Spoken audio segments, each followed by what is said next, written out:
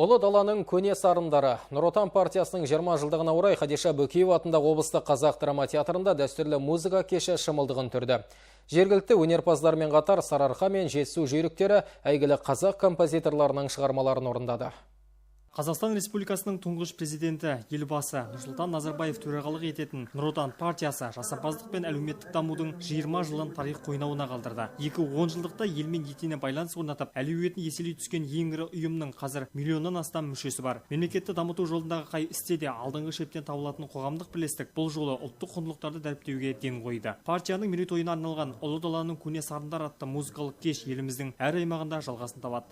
Рухани құндылықтарымызды жандандырып, біздің анау мыңдаған жыл тарихымыз бар, тарихты көтеріп, біздің жас ұрпақтың жаңа керегін жаратып, сонымен бірге біздің дәстүрлі өнеріміз, фольклор шығармаларын мынау халықтың арасына тарату, сонымен бірге мынау жастарға насихаттау мәселесінде арналған фестиваль. Соған қош келіп жатсыздар. Ақжайық өңірі төкпе күйдің төл мекені. Құрманғазы, Дина, Мәмен, Тұяқберді сынды дүлдүлдер дүниеге келген Жаңақала өлкесін халық күйдің астанасы санайды. Жайық жұртшылығы дәстүрлі музыканы ұлықтап, ұлттық өнерді көзінің қарашығындай қадірлейді. Қазақы әуен қалықтаған кеште өнерпаздар Құрманғазы, Кенен, Дәулеткерей, Мұхит, Майлықожа шығармаларын шебер орындады.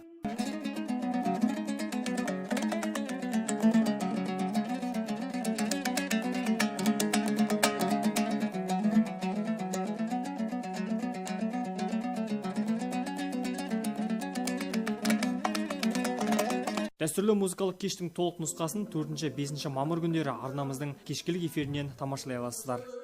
Еркелан Смадияров, Нұртай Батырғали, Ақжайық арнасы.